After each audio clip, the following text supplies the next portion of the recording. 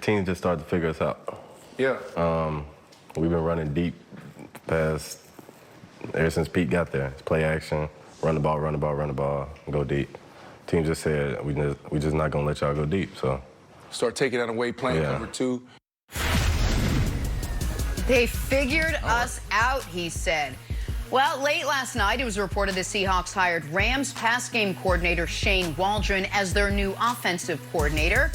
And so with that, Brandon, let me start with you. What changes you think the Seahawks have to make to be less predictable next season?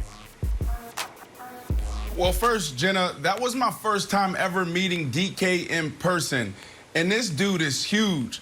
I can see why he's so dominant on the field, because he probably just imposes his will on each and every play. I thought it was revealing.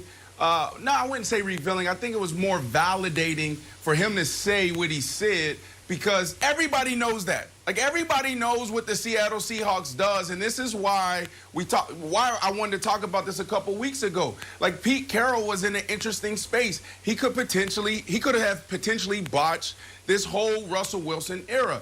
So when he made this decision to bring on this coach Shane Waldron, the passing game coordinator, I thought it was the best of both worlds, because everybody knows what they're doing. They're so predictable, and when it comes down to the Rams and what they do, you don't know. So to answer your question, what do they need to do? Number one, they need to shore up the offensive line. That's number one. You have a phenomenal quarterback that can get the job done, but if he's on his back, then you have no chance. But now let's get into this hire. Shane Waldron, and I'm probably botching his name. I never really heard of the guy, but I'm sure he's pretty good. The reason why I like this is because Pete gets what he wants, Russell Wilson gets what he wants. Pete wants to run the ball on first, second, and third down.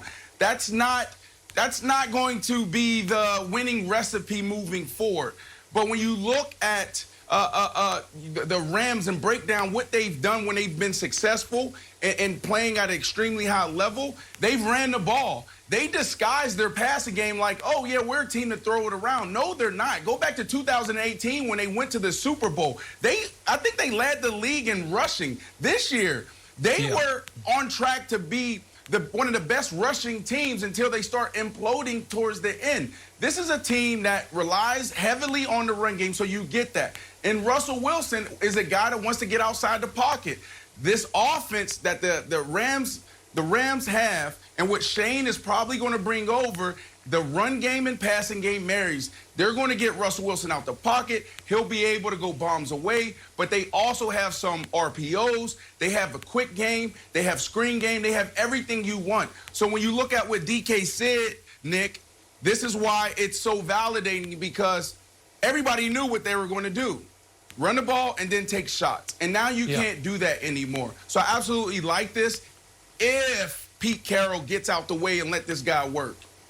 Well, that's a big if. Listen, I can educate the audience and you a little bit on Shane Waldron. Here's all you need to know about him. He knows Sean McVay, so he gets a big job in the NFL. It's the single best way the best way to get a job in the NFL is to have your father be someone important. The second best way is to, at some point, have a relationship with Sean McVay. Then you get the next big job. And by the way, Sean McVay's a really bright guy. I like Sean McVay. So maybe, the osmosis of being around him, he's learned some things. But this is about Pete Carroll.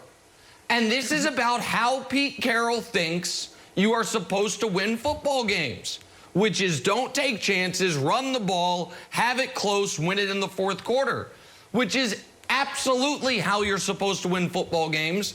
If you're the 2008 Bears with Rex Grossman as your quarterback and a great defense, but not if you're the 2021 Seattle Seahawks with Russell Wilson as your quarterback. And so I think that you are going to continue to have, Wilds, some frustrated offensive players unless Pete Carroll has a massive change of heart that I don't think is coming. And I don't think this hire is a sign that it's coming. Because Brandon's right. The Rams are run first. They are a team that just wants to make sure the quarterback doesn't make a big mistake because they are very limited at quarterback and they have a great defense. And a couple years ago when Goff was playing well, it was because Gurley was the offensive player of the year. So I don't know that this is going to be the type of stylistic shift, Wilds, that's going to make DK Metcalf come on Brandon's podcast a year from now and say, there you go. That's the change I needed. I'm not optimistic about that. So, Brandon, was your takeaway from your interview with DK Metcalf that he was happy with everything, that he was optimistic about the future, or do you think that it was more frustration overall with the way that Seattle's offensive philosophy is working?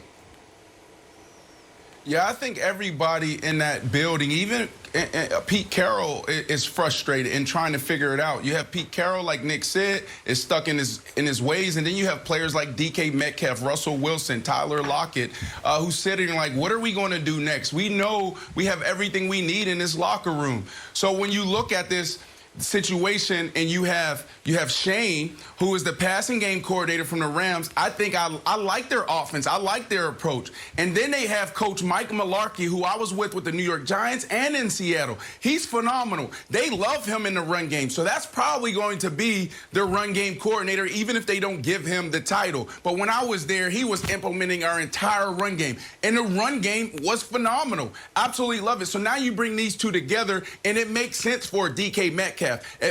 Right now, if I had an opportunity to sit down with DK Metcalf again, I would tell him, this is exactly what you want. You want a coach like this. You want a philosophy like this where they're going to make the team put 8 men in a box to stop the run. Because now what you get as a top wide receiver, dog receiver, you get one-on-one matchups.